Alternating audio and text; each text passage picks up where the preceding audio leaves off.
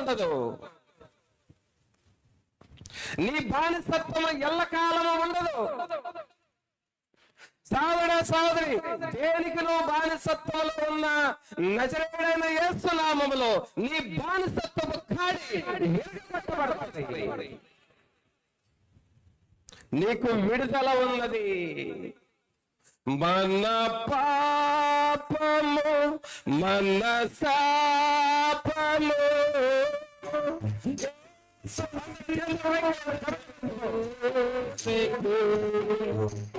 Calvary సిలువను సాతాను సైన్యము కోల్చివేసెను మన శాపము.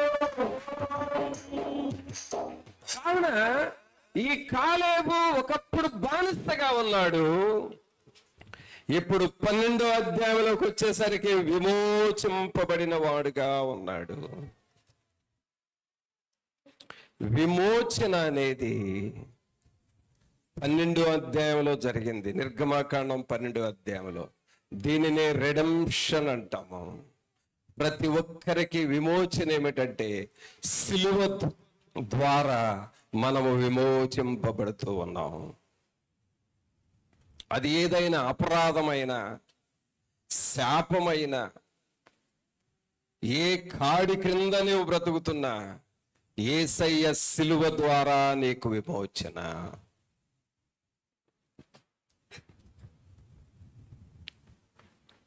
యేసయ్య సిలువ ద్వారా విమోచన. ఆ తర్వాత పిల్లరా, ఇశ్రాయేలీలు 12వ అధ్యాయంలో విమోచింపబడ్డారు. ఇక 13వ అధ్యాయంలో రక్త ప్రోక్షణ జరిగిందండి వారికి. అనగా ఒక గొర్రె పిల్లను తీసుకొని దానిని వధించి ఆ రక్తమును ప్రోక్షించి పస్కా బలి పశువు పండుగ చేసుకున్నారు. పస్కా పండుగ అంటాము. పస్కా పండుగ అంటే అర్థం ఏంటో తెలుసా? బాధల్లో నుండి, శ్రమల్లో నుండి దాటిపోతూ ఉన్నామని అర్థము. ప్రియరా, ఎంత కాలము నుండి నువ్వు ఏ బాధలో ఉన్నా సరే పస్కా ద్వారా ఇక నువ్వు పాసాన్ దాటిపోతా ఉన్నావు. ఆ బాధలో నుండి, ఆ శ్రమలో నుండి, ఆ శోధనలో నుండి ఇక దేవుడు నీకు విడుదల ఇచ్చాడు కాబట్టి వాటిని వదిలేసుకొని దాటిపోతా ఉన్నావు.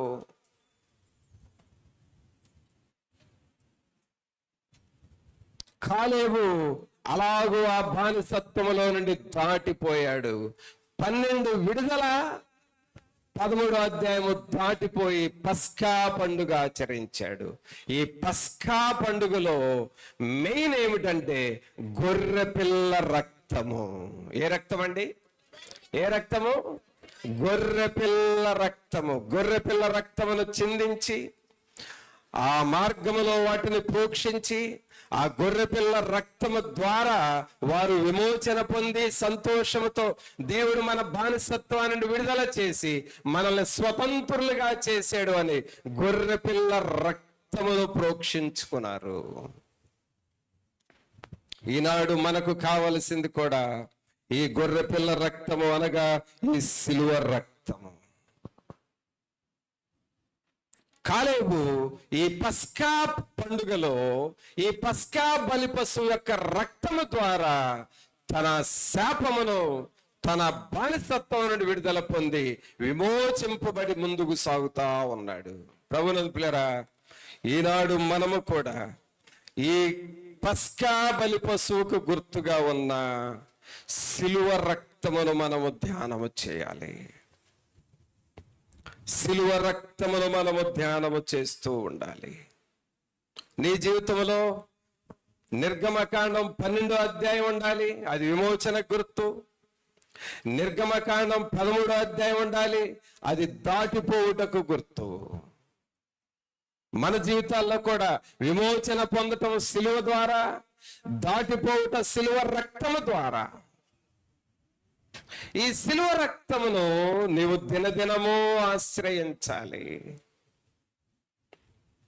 ఈ సిలువ రక్తమును దినదినము నువ్వు ఆశ్రయించాలి.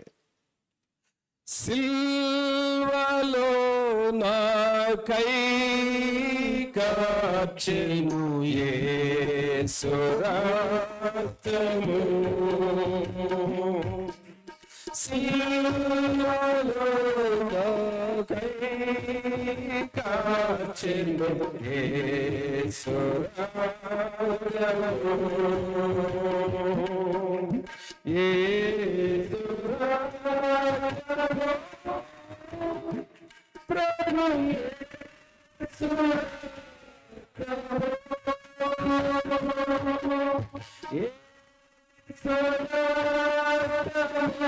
రక్తము,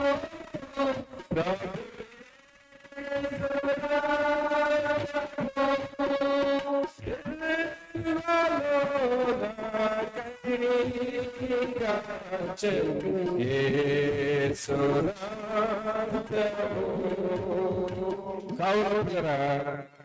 కాలేబును ఈ పస్కా బలి పశువు యొక్క రక్తము విడుదల చేసి తనను స్వతంత్రునిగా చేసి అలాగూ తన బానిసత్వం నుండి దాటిపోవునట్లుగా పస్కా పండుగను ఆచరించాడు. ఆ రక్తమును ధ్యానం చేశాడు. అయితే ఈనాడు ఈ సిలువ రక్తము మనకున్నది. మనలో ఎవరము కూడా కృంగిపోనవసరం లేదు. ఆయన సిలువ రక్తమును నువ్వు ధ్యానం చేయాలి. ప్రతి దినము ప్రభా నీ సిలువ రక్తము నాకు కావాలి, మీ సిలువ రక్తము ద్వారా నాకు జయము రావాలి ప్రభు అని నువ్వు అలాగూ దేవుణ్ణి అడుగుతా ఉండాలి. అయితే బైబిల్ గ్రంథంలో మనం చూస్తే ఆనాడు పస్కా బలి పశువు రక్తము ద్వారా ప్రజలు విమోచింపబడితే, మరి ఈనాడు ఈ సిలువ రక్తం ద్వారా మనకేమి దొరుకుతుంది? ఒక్కసారి చూద్దాం. చూడండి దేవుని వాక్యంలో ఎఫెసీయులకు రాసిన పత్రిక తీయండి. ఇవన్నీ రాసుకునే వాళ్ళు నోట్ చేసుకోండి, మీరు వ్యక్తిగతంగా ప్రార్థన చేసుకోండి, మీరెంతో జయము చూస్తారు. ఎఫెసీయులకు రాసిన పత్రిక 1వ అధ్యాయము, ఎఫెసీయులకు రాసిన పత్రిక 1వ అధ్యాయము 7వ వచనం చదవండి. దేవుని కృపా మహదైశ్వర్యం, దేవుని కృపా మహదైశ్వర్యమును బట్టి ఆ ప్రియుని యందు రక్తము వలన ఆయన రక్తము వలన మనకు విమోచనము అనగా మన అపరాధములకు క్షమాపణ కలిగి ఉన్నది. చూసారండి, ఆయన సిలువ రక్తము ద్వారా మనకేం దొరుకుతుందంట? క్షమాపణ దొరుకుతా ఉన్నది. అనగా ప్రతి పాపిని క్షమించే రక్తము. నీ పాపం ఎంతదైనా, నీ శాపం ఎంతదైనా నిన్ను క్షమించటానికి సిలువ రక్తము ఉన్నది. నువ్వు భయపడనవసరం లేదు. అందుకని నేను ఎప్పుడు కూడా ప్రభా నా పాపములు ఘోరముగా ఉన్నాయి, కానీ మీ సిలువ రక్తము ద్వారా నన్ను క్షమించండి అని క్షమాపణ అడిగినప్పుడు ఆయన నిన్ను క్షమించువాడు. ఆయన రక్తము ద్వారా నీకు క్షమాపణ ఇస్తాడు. ఇంకా ఆయన రక్తం ద్వారా మనకేం జరుగుతుందంటే, మొదటి యోహోను రాసిన పత్రిక చూడండి. యోహోను రాసిన మొదటి పత్రిక 1వ అధ్యాయము 7వ వచనం. అయితే ఆయన వెలుగులోనున్న ప్రకారము మనము వెలుగులో నడిచిన ఎడల మనము అన్యోన్య సహవాసము గలవారమై ఉందుము. అప్పుడు ఆయన కుమారుడైన యేసు రక్తము. ఏ రక్తం అండి? యేసు రక్తము. ఆయన కుమారుడైన యేసు రక్తము ప్రతి పాపము నుండి మనలను పవిత్రులుగా చేయును. ప్రతి పాపము నుండి మనల్ని పవిత్రులుగా చేస్తుంది. ఆయన రక్తం మొదట మనకేమిచ్చింది? క్షమాపణనిచ్చినది. ఆయన రక్తం మనకి రెండవది ఏం చేస్తా ఉంది? మనలను పవిత్రులుగా చేస్తుంది. చెప్పండి అందరూ. ఒకటి క్షమాపణ ఇస్తుంది, రెండు మనల్ని పవిత్రులుగా చేస్తుంది.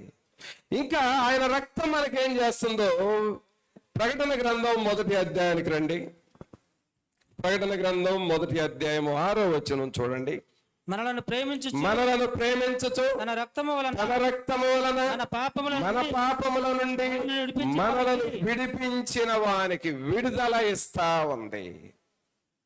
ఆయన రక్తము మనకు విడుదల ఇస్తుంది. ఏమేం చేసింది ఇప్పుడు చెప్పండి? ఒకటి, ఆయన రక్తం మనకేం చేస్తుంది? క్షమాపణ ఇస్తుంది. 2, పవిత్రులుగా చేస్తుంది. 3, విడుదల ఇస్తా ఉన్నది. ఇక 4వదిగా ఆయన రక్తం మనల్ని ఏం చేస్తుందంటే, రోమీయులకు రాసిన పత్రిక 5వ అధ్యాయము 9వ వచనం, 5:9. కాబట్టి ఆయన రక్తము వలన నీతిమంతులుగా తీర్చబడి మరింత నిశ్చయముగా ఆయన ద్వారా ఉగ్రత నుండి రక్షింపబడుదుము. పిల్లల, మన మీదకి రావలసిన ఉగ్రత కూడా మన మీదకి రాకుండా ఆయన రక్తము మనలను నీతిమంతులుగా చేస్తా ఉన్నది. ఇప్పుడు ఎన్ని పనులు చేసింది సిలువ రక్తం? 4 పనులు. మొదటి పని ఏంటి?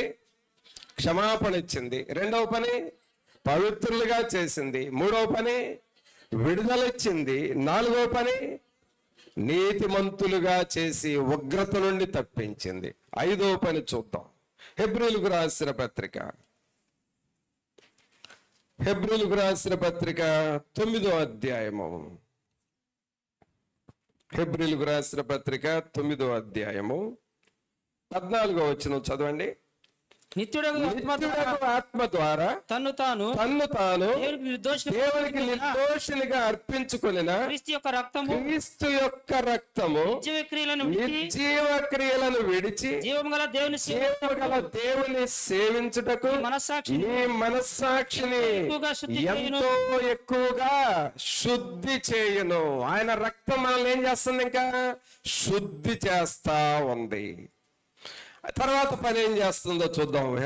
ప్రకటన గ్రంథంలోనే 12వ అధ్యాయం తీయండి.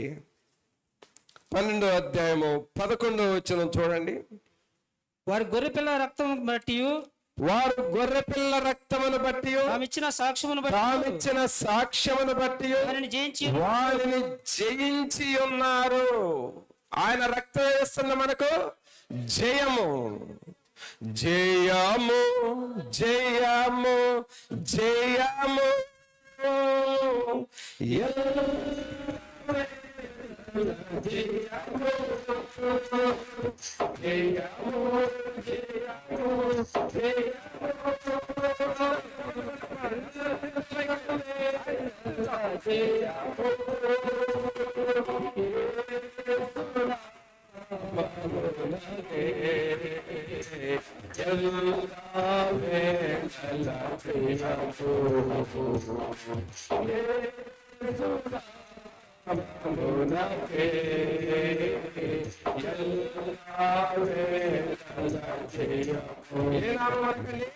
యేసు నామమునకే. అందరూ చెప్పండి, యేసు నామమునకే జయము. ఆయన పిల్లలమా కాదా? మనం ఆయన పిల్లలమా కాదా? ఆయన రక్తం ద్వారా ఆయనకి జయం వస్తే మరి మనకే వస్తుంది?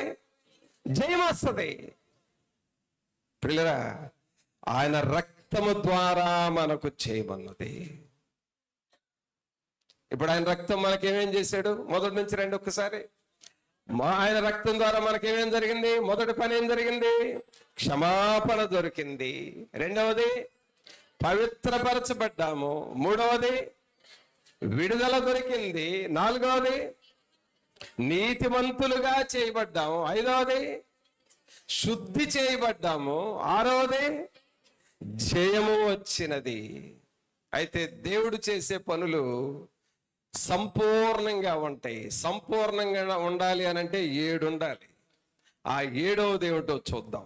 హెబ్రీయులకు రాసిన పత్రిక 10వ అధ్యాయము. హెబ్రీయులకు రాసిన పత్రిక 10వ అధ్యాయము 19వ వచనం చదువుదాం. సహోదరులారా, యేసు మన కొరకు యేసు మన కొరకు ప్రతిష్ఠించిన మార్గమున అనగా నూతనమైనదియు జీవము గలదియు ఆయన శరీరమును తెర ద్వారా ఏర్పరచబడినదియునైన మార్గమున ఆయన రక్తము వలన పరిశుద్ధ స్థలమునందు ప్రవేశించుటకు మనకు ధైర్యము కలిగి ఉన్నది. ఆయన రక్తము వలన పరిశుద్ధ స్థలములో ప్రవేశిస్తాము, అనగా పరలోకములో మనం ప్రవేశిస్తాము. నువ్వు పరలోకానికి వెళ్ళాలి అనంటే ఆయన రక్తము ద్వారా మాత్రమే మనం వెళతాము. పిల్లరా, ఎన్ని పనులు జరుగుతున్నాయో చూడండి. కాలేబు జీవితాన్ని మనం చూసాం. కాలేబు ఒకప్పుడు బానిస, 11వ అధ్యాయం వరకు బానిస. నిర్గమకాండం 11వ అధ్యాయం వరకు బానిస. 12వ అధ్యాయంలో అతను దేనిగా మారిపోయాడు? విమోచింపబడినాడు. ఆ విమోచనకు ఎవరు కారణమంటే గొర్రెపిల్ల రక్తము. ఎవరి రక్తం అండి? గొర్రెపిల్ల రక్తం. ఈ రోజున ఆ గొర్రెపిల్ల రక్తమే ఎవరికి గుర్తుకుందంటే సిలువ రక్తానికి గుర్తుగా ఉంది. కాలేబు బానిసత్వం నుండి విడుదల పొందితే మనకు యేసు రక్తం ద్వారా ఎన్ని పాయింట్స్ దొరికినాయి? మనకి ఇప్పుడు 7 పాయింట్స్ దొరికినాయి. చెప్పండి కొట్టండి అందరూ. ఎన్ని పాయింట్స్ దొరికినాయి మనకు? 7. చెప్పండి అందరూ. 7. మీ ప్రక్కన వాళ్ళకి చెప్పండి. ఏం దొరికినాయి? క్షమాపణ దొరికింది, పవిత్రులంగా చేయబడ్డాం, విడిపించబడ్డాం, నీతిమంతులుగా చేయబడ్డాం, శుద్ధి చేయబడ్డాం, జయం వచ్చింది, పరలోకములో ప్రవేశము దొరికింది. ఆమేన్. అందరూ చవట్లు కొట్టండి. ఆయన శిలువ రక్తము ద్వారా ఇవన్నీ మనకు దొరికినాయి. అయితే ఇప్పుడు నువ్వేం చేయాలంటే ఆయన రక్తము ద్వారా నీ రక్తములోనికి ఆయన రక్తం ఎక్కబడాలి. ఆయన స్వభావము నీలోనికి రావాలి. క్రీస్తు మనస్సు నీకు రావాలి. క్రీస్తు మీద నిలిచిన ఆత్మ నీలోనికి రావాలి. క్రీస్తులో ఉన్న శక్తి నీలోనికి రావాలి. క్రీస్తులో ఉన్న విశ్వాసం నీలోనికి రావాలి. క్రీస్తులో ఉన్న కన్నీటి ప్రార్థన నీలోనికి రావాలి. క్రీస్తులో ఉన్న మహిమ మాటలు నీలోనికి రావాలి.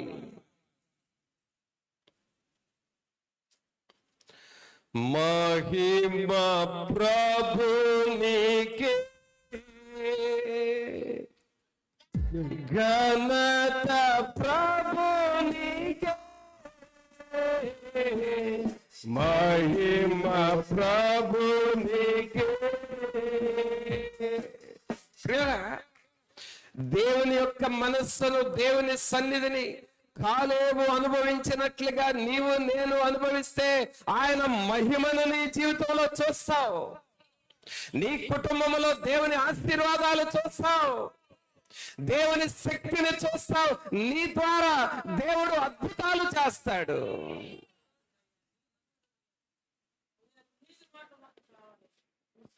అలాగూ కాలేబు బానిసత్వంలో నుండి ఆ గొర్రెపిల్ల రక్తము ద్వారా విమోచింపబడినాడు. నీ జీవితంలో కూడా ఈ 2 అనుభవాలు, ఆల్రెడీ బానిసత్వపు అనుభవం ఉన్నది, ఇప్పుడు నీకు విమోచింపబడిన అనుభవం రావాలి. ఏ అనుభవం రావాలండి? విమోచింపబడిన అనుభవం. ఇక 3వ మాట ఏం చెప్పాను కాలేబుని గురించి? 3 మాటల్లో సాక్ష్యం చెప్పే కదా. 1 బానిస, 2 విమోచింపబడినవాడు, 3 వేగు చూచినవాడు. అంటే అర్థం ఏంటంటే మోషే గారు ఒక 12 మందిని, ఒక్కొక్క గోత్రానికి ఒక్కొక్కరు చొప్పున 12 మందిని మనం ప్రవేశించబోయే కానాను దేశము ఎలా ఉందో, అక్కడ ప్రజలు ఎలా ఉన్నారో, అక్కడ మనం తినబోయే ఆహారం ఎలా ఉంటుందో ఒక్కసారి వెళ్ళి వేగు చూచి రండయ్యా అని పంపించాడు. ఎంతమందిని? 12 మందిని పంపాడు. ఎంతమందిని చెప్పండి. అందరు చెప్పాలి. ప్రక్క వాళ్ళకి చెప్పండి. ఎంతమంది? 12 మంది అని చెప్పండి. 12 మందిని పంపాడు. పంపితే 12 మంది వెళ్ళారు. ఆ కానాను దేశంలోకి వెళ్ళి అన్ని చూసి, అక్కడ ద్రాక్ష గెలలు ఎలా ఉన్నాయో, దానిమ్మ పండ్లు ఎలా ఉన్నాయో, అంజూరాలు ఎలా కాస్తా ఉన్నాయో, అరటి గెలలు ఎలా ఉన్నాయో, ఇంకేం కాయలు కావాలి మీకు? తాటికాయలు ఉండవు. కాబట్టి ఆ దేశంలో ఉండే పండ్లు, ఖర్జూరాలు ఎలా ఉన్నాయో అన్ని పండ్లు చూసి, అక్కడున్న మనుషులు ఎలా ఉన్నారో చూసి 12 మంది తిరిగి వచ్చారు. తిరిగి వచ్చి మోషే గారి దగ్గరకు వచ్చి, ఇక వాళ్ళు ఏం చెబుతున్నారంటే, 10 మంది ఒక రకంగా చెబుతున్నారు, 2 ఒక రకంగా చెబుతున్నారు. అందరూ చూశారు, అందరూ దేశాన్ని పరిశీలించారు. 10 మంది ఏమో, అయ్యా ఆ దేశంలోకి మనం వెళ్ళలేమయ్యా, అక్కడ నెఫీలీలు ఉన్నారయ్యా, వాళ్ళు ఉన్నత దేహులయ్యా, మనల్ని కాదయ్యా, మనల్ని తుత్తునీలుగా చంపేస్తారయ్యా, అయ్యా దయచేసి మనం అక్కడికి వెళ్ళొద్దయ్యా అని వాళ్ళకి మోషేకి చెడ్డ సమాచారం చెప్పారు. కానీ యెహోషువ, కాలేబులు ఆ దేశమునకు వెళ్ళి చూసి, అక్కడున్న ద్రాక్ష గెలలు గొప్పవయ్యా, అక్కడున్న దానిమ్మ పండ్లు మంచివయ్యా, అవి మనకు మంచి ఆహారంగా ఉపయోగపడతాయి అయ్యా, అక్కడున్న ప్రజలు ఉన్నత దేహులు అనుకుంటున్నామే, వాళ్ళను మనం సునాయాసనముగా జయిస్తాము, వాళ్ళను మనం జయించగలము, వాళ్ళు మన క్రింద ఓడిపోతారు.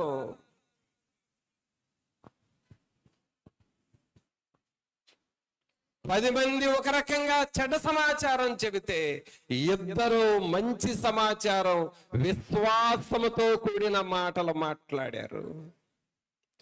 వీరిద్దరిలో ఏమున్నదంటే దేవుని బలము ఉన్నది, దేవుని యందు విశ్వాసం ఉన్నది.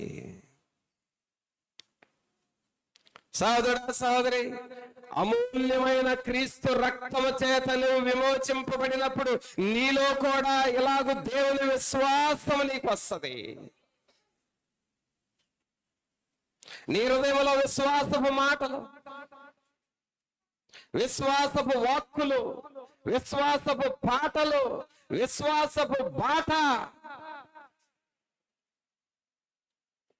కాలేమంటున్నాడు, అవసరం లేదా, మనం ఆ దేశాన్ని జయిస్తాము, ఆ దేశంలో ఉన్న ప్రజలను మనం వశం చేసుకుంటాం. సహోదరా, సహోదరి, నీవు నిండు మనసుతో దేవుని ఆరాధన చేస్తే, ఈ క్రీస్తు శిలువ రక్తం చేత కడగబడి శుద్ధీకరించబడితే, నీకున్న సమస్యలు నీ పాదాల కింద పెడతాడు దేవుడు. దేని క్రింద? దేని క్రింద? ఒకసారి మీ పాదాలు చూసుకోండి. మీ పాదాల క్రింద ఇప్పుడు మీరేమనుకుంటారంటే, నాకున్న సమస్య నా కాళ్ళ క్రింద ఉందని చెప్పండి. చెప్పు, నీకు డేరుంటే చెప్పు, నా సమస్య నా కాళ్ళ క్రింద ఉంది, నన్ను వేధిస్తున్న బాధ నా కాళ్ళ క్రింద ఉన్నది, నన్ను కృంగదీస్తున్న ఆలోచన నా కాళ్ళ క్రింద ఉంది. ఉన్నాయా? ఉన్నాయా? ఇప్పుడు మీ కాళ్ళను గట్టిగా పట్టుకోండి, కూర్చున్న వాళ్ళకు కూడా గట్టిగా పట్టుకోండి. దాని క్రింద సమస్య, బాధ, వేదన ఉంది అనుకొని ఏయ్ అని కాళ్ళను అటు ఇటు తిప్పి నలిపారాయండి. నలిపేశారా? అదండి కాలేబు విశ్వాసం. చమలు కొట్టండి ఒకసారి. కాలేబు విశ్వాసం అంటే అది ఉన్నత దేహులైనా సరే వాళ్ళని నలిపేస్తాం. మనకంటే గొప్పవారు అనుకుంటారా, వాళ్ళు మన కింద ఓడిపోతారంటే.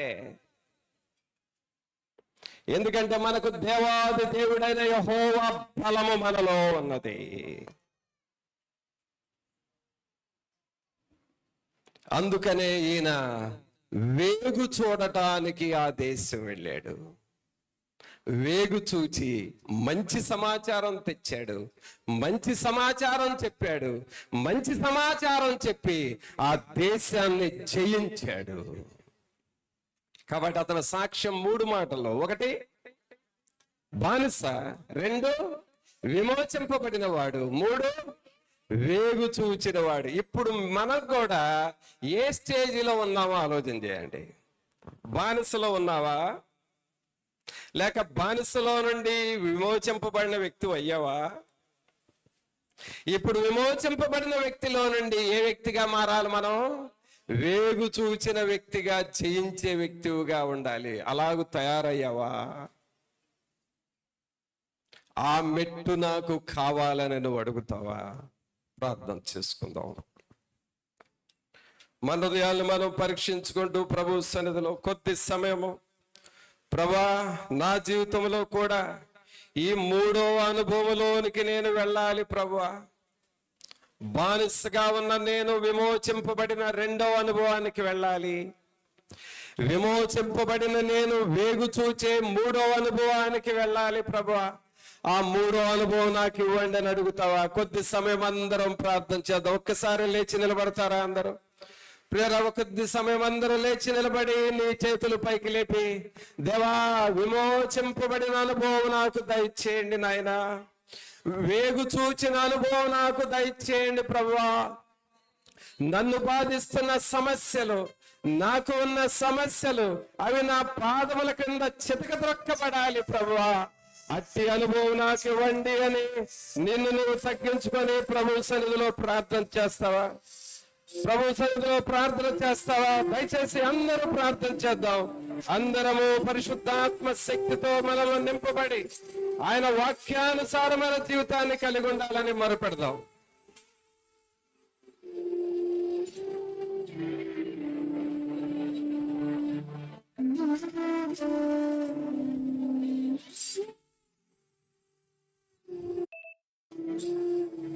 ప్రార్థనాత్మతో ఉందాము. ప్రియ ప్రభువా, ఈ రాత్రికాల సమయంలో నాయన బానిసత్వం ఏంటో మాకు తెలుసు, మేము అనుభవిస్తూ ఉన్నాం.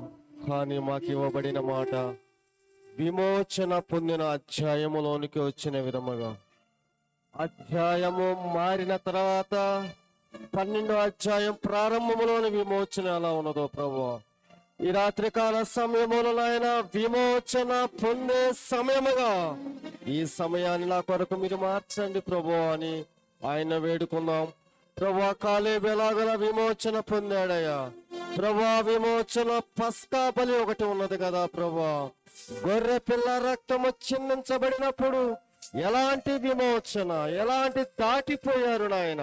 ఈ రాత్రికాల సమయములో ఆయన నేనున్న పరిస్థితుల్లో నుంచి, నేనున్న పాప శాప స్థితిలో నుంచి దాటి పోజేసేది కేవలం ఒకటే నాయన.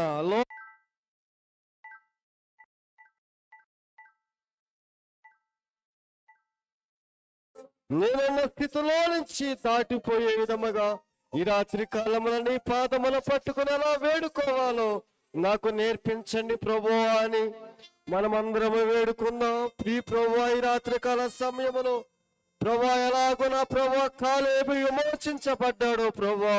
ఆ విమోచనించే ఆత్మ నా మీదకి రానిండు ప్రభువా అని ప్రార్థన చేసుకుందాం. ప్రియ ప్రభువా, నా జీవితంలో కూడా నాయన ప్రభువా తండ్రి బానిసత్వము ఎల్లకాలం ఉన్నది నాయన. ప్రభావతానికి ముగింపు అనేది ఉన్నది నాయన.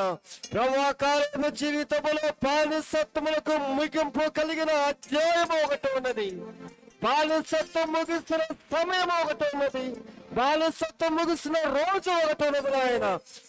ప్రభా, ఉపవాస కోటములలో నా బానిసత్వము ముగించబడిన దినములుగా మీరు మార్చబోతున్నారు నాయన. ముగింపు ఉన్నది నాయన. ముగించబడిన సమయం మీరు మార్చబోతున్నారు. ప్రభా, ఈ రాత్రికాల సమయములలో ఆ సమయము ఈ సమయముగా మారాలయ్యా. ఆ సమయం ఈ సమయముగా మీరు మారుస్తున్నారు నాయన. ప్రభా, మార్చదా నిండు హృదయముతో, విశ్వాసము కలిగిన హృదయముతో 10 మంది ఒక రకమైన సాక్ష్యం ఉన్నా వారిని వారు పట్టించుకోలేదు. ఈ రాత్రికాల సమయములో మా చుట్టూ ఎలా ఉన్నప్పుడు కూడా నీకు నీవుగా నిండు హృదయముతో హృదయాన్ని తెరచి, హృదయాన్ని విప్పి మీ అమూల్యమైన రక్తములో ఉన్న విడుదల అవసరమైన స్థితిలో ఉన్నానయ్యా.